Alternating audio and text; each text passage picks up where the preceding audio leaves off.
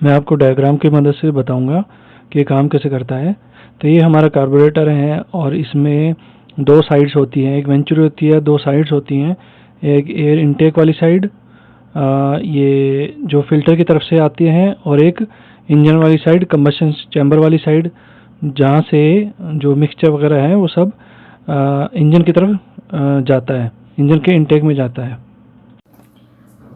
ये आपका कंबशन वाली साइड हो गया, ये आपके इंजन की तरफ कनेक्टेड रहता है, यहाँ पे ओरिंग होती है।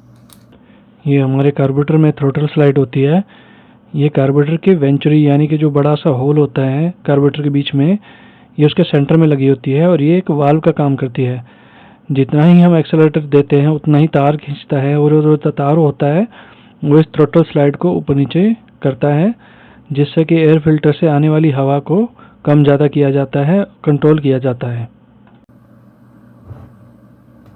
इसके नीचे इसके अंदर आपकी थ्रोटल स्लाइड होती है। हमारे रेस वाला तार यहाँ पे लगा होता है, और मैं आपको खोल के दिखाता हूँ। इसमें ये आपका कैप होगी, इसकी ये स्प्रिंग हो गया, और ये आपकी थ्रोटल स्लाइड होती है। ये आपके इस होल में घुसी होती है, इसके अंदर फिक्स होती है, और इसके अंदर ऐसे लगी होती है। ये जो होती है ये आपकी फ्यूल को कंट्रोल करती है, ये एयर को कंट्रोल करती है थ्रोटल स्लाइड। ये आपको दिखाता हूँ मैं, देख सकते हैं।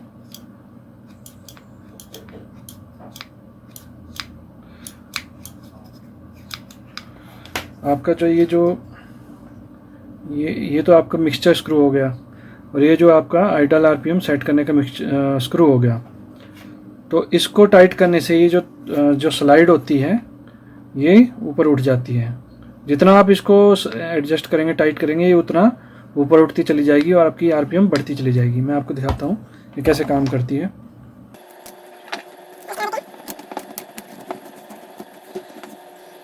अब मैं इस स्क्रू ड्राइवर की मदद से इसको टाइट करूँगा। तो आप देख सकते हैं यहाँ पे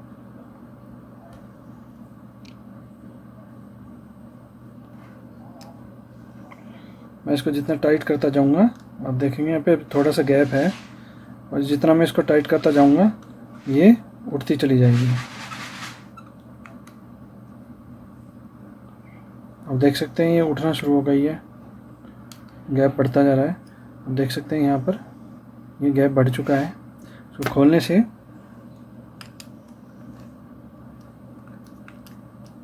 थ्रोटल स्लाइड जो है नीचे आ जाती है। अब ये जो येलो वाला पोर्शन है ये नीडल जेट कहलाता है, जो एक लंबी सी पिन थ्रोटल स्लाइड में लगी होती है। वो पिन रेस देने पर इसी नीडल जेट के अंदर बाहर जाती है।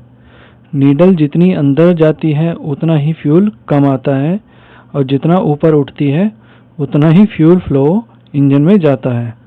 अब थ्रोटल स्लाइड में ये जुड़ी होती है, तो जितना थ्रोटल स्लाइड जो है ऊपर उठेगी उतना इंजन में हवा भी जाएगी, और उसके साथ साथ जेट नीडल ऊपर भी जाती है, तो फ्यूल का फ्लो भी बढ़ता कम ज़्यादा होता रहता है। तो जितनी जितनी ये स्लाइड ऊपर जाती है उतना ही फ्यूल भी इंजन में उसी रेशो में बराबर बराबर जाता है।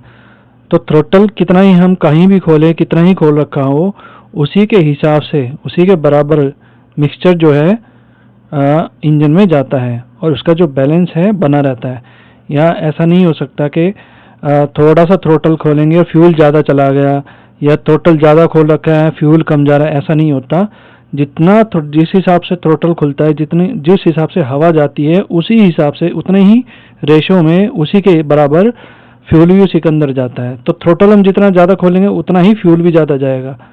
तो ये सब डिपेंड करता है, ये दोनों आपस में जुड़ी रहती हैं, तो दोनों एक साथ हिलती हैं, तो ये एयर फ्यूल का मिक्सचर भी उसी हिसाब से कम ज़्यादा जाता है। हाँ, ये मैं बताता हूँ। ये जो नीडल जेट होता है ये होता कहाँ पर है? ये होता है आपके जो फ्लोट का जो बॉल होता है, यानी जो मेन जेट वाली साइड होता है नीचे की तरफ, ये वहाँ पर होता है। ये आपका फ्लोट हो गया। आप यहाँ देख सकते हैं ये जो बड़ा सा नट लगा हुआ है, इसको खोलने पे ये आपका नीडल जेट बाहर आ जाएगा। ये आप देख सकते हैं, ये हमारा नीडल जेट है, इसमें होल्स होते हैं छोटे छोटे, और ये आपका मेन जेट है। आप देख सकते हैं इसका होल बड़ा है ताकि इसमें ये जो पिन है ये अंदर बाहर जा सके। ये इसमें कुछ इस तरह से लगी होती है और पिन इसके सेंटर में होती है। मैं आपको इसे खोल के दिखाता हूँ।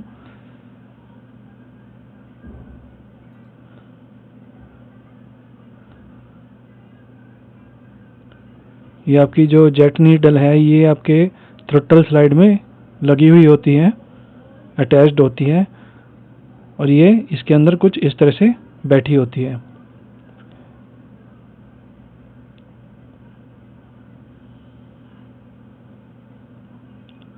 ये आप देख सकते हैं जो आपका जो जेट नीडल है ये आपके मेन जेट के होल पे रुकी हुई है। तो ये जैसे जैसे अंदर बाहर जाता है, ये जो आपकी जो जेट नीडल होती है ये आगे से पतली होती है और ऊपर से मोटी होती है। तो ये जितना बाहर आती है उतना ही ज़्यादा फ्यूल का जो फ्लो है, जो फ्यूल है इसमें से निकलने लगता है। ये एक वाल्व का काम करती है। जैसा कि आपने देखा जो सेंटर में जो आपके थ्रोटल स्लाइड पे जो पिन अटैच्ड होती है उसे हम जेट नीडल कहते हैं, और जो इससे पहले देखा था उसे हम नीडल जेट कहते हैं। तो आइए देखते हैं कैसी होती है, कहाँ पर होती है। ये आपका जेट नीडल होता है जो कि आपके थ्रोटल स्लाइड में लगा होता है। ये ऊपर से एक लॉक के द्वारा फिक्स होता है। आइए इस लॉक को खोल के दिखाता हूँ। किसी किसी में जो लॉक होता है ये किसी किसी में प्लास्टिक का लॉक होता है, किसी किसी में मेटल का लॉक होता है। इसके नीचे होती है आपकी ये जेट नीडल। ये जेट नीडल जो होती है ये अलग अलग साइजेस की होती है, पर जो आपका जो कार्बोरेटर का मैन्युफैक्चर है वो आपकी रिक्वायरमेंट के हिसाब से इसको अलग अलग नंबर का आपके कार्बोरेटर में डालता है। तो इसके ऊपर नंबर भी लिखा होता है और ये अलग अलग साइज का आती है। अलग अलग साइज में क्या होता है कि ऊपर कितनी मोटाई है, नीचे कितना पतला है, वो चेंजेस होते रहते हैं। किसी किसी में इसमें खांचे भी दिए होते हैं ताकि इसको हम एडजस्ट कर सकें, पर अब जो कार्बोरेटर्स आ रहे हैं उसमें हम ये नॉन एडजस्टेबल वाले हैं, यानी इनको एडजस्ट नहीं किया जा सकता। तो इनको ऐसे खोलना भी नहीं चाहिए और ना ही ये जल्दी से घिसती हैं। अब ये होता है मेन जेट। क्वार्टर थ्रोटल से लेकर फुल थ्रोटल तक फ्यूल की सप्लाई इसी जेट से होती है। ये मेन जेट नीडल जेट में कसा होता है। इस मेन जेट में पायलट जेट से बड़ा होल होता है ताकि इसमें से ज़्यादा फ्यूल जा सके। जेट के ऊपर इसका नंबर लिखा होता है। 100 सीसी की बाइक में जैसे पैशन में, स्प्लेंडर में 100 से लेकर 110 नंबर का, यानी 100 से लेकर 110 नंबर का जेट लगा हो सकता है। ये आपका मेन जेट है और ये पायलट जेट, जिसे आइडल जेट भी बोला जाता है, ये मेन जेट के पास में ही लगा होता है। पायलट जेट का होल मेन जेट से बहुत छोटा होता है। ये इन बाइक्स में 35 नंबर से लेकर 38 नंबर तक का हो सकता है।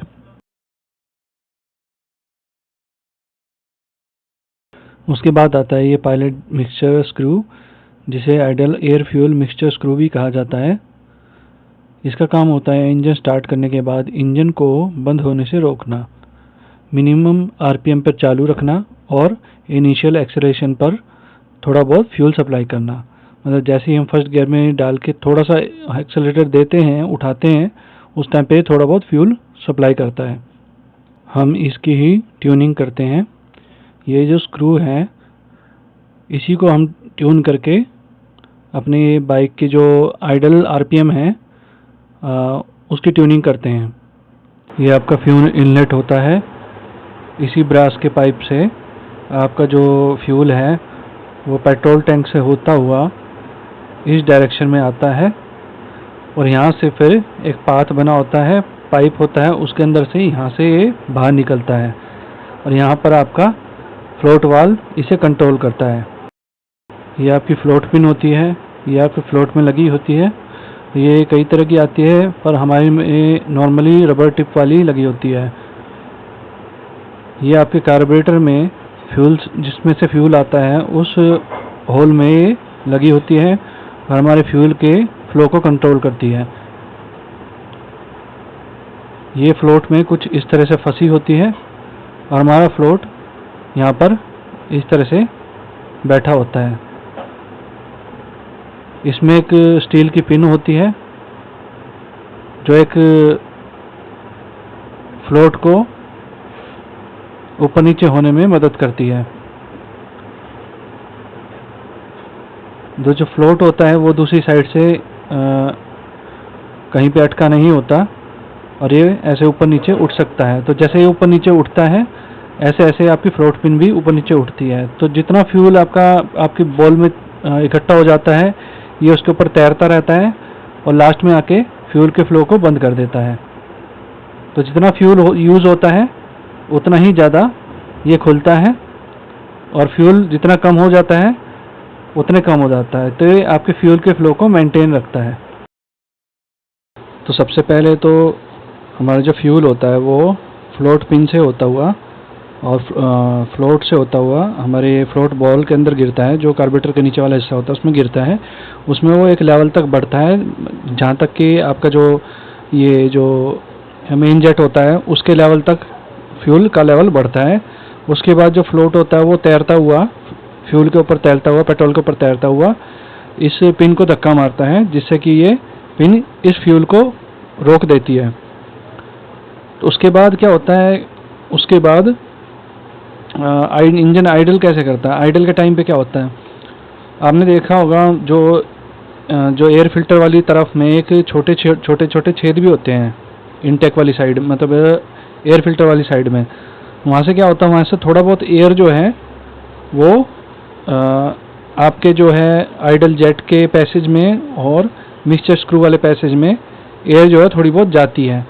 ये इसलिए जानी ज़रूरी होती है कि अगर यहाँ पर कोई छेद नहीं होगा तो चाहे रेस पूरी खुली हुई हो या कम खुली हुई हो, आपके जो आइडल जेट है वो पूरा तेल फेंकना शुरू कर देगा। तो ये जो एयर होती है, ये थोड़ी बहुत हवा जो होती है, ये वैक्यूम को वैक्यूम नहीं बनने देती, जिससे कि एक लिमिटेड मात्रा में आपके आइडल जेट से पेट्रोल जाता है।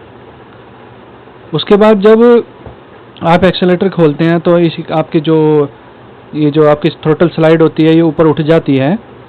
ये वाला जो डायग्राम है वैसे सीवी कार्बोरेटर का डायग्राम है, जो कार्बोरेटर जो पल्सर वगैरह में आता है, तो ये उसका डायग्राम है। तो ये क्या होता है, इस वाले डायग्राम में क्या होता है, इस वाले कार्बोरेटर में क्या होता है कि जब आपका जो आपकी बटरफ्लाई होती है, वाल्व होता है, वो उस पर तार जुड़ा होता है एक्सेलरेटर का। तो जो वो जितना खुलता है उसी हिसाब से यहाँ पे इंजन की तरफ में वैक्यूम बनता है, और ये वैक्यूम जो बनता है ये आपके इस रबड़ के डायफ्राम को ऊपर खींचता है, क्योंकि वैक्यूम बनता है तो ये उसको खींचता है। तो जितना ये उसको खींचेगा उतनी ही थ्रोटल साइड आपकी ऊपर उठती है, और आपके फिर मेन जेट से तो पेट्रोल जाना शुरू हो जाता है और थ्रोटल स्लाइड के नीचे से हवा जानी शुरू हो जाती है, जैसे कि आपने मेरी पिछली वीडियो में देखा होगा। अब थ्रोटल को जब पूरा खुल जाता है थ्रोटल, तो थोड़ा बहुत जो है फ्यूल है वो आपका मेन जेट से होता हुआ आपके एयर वाले थ्रोटल साइड में मिक्स होके आगे जाता है। तो फ्रेंड्स, आज के लिए इतना ही। धन्यवाद।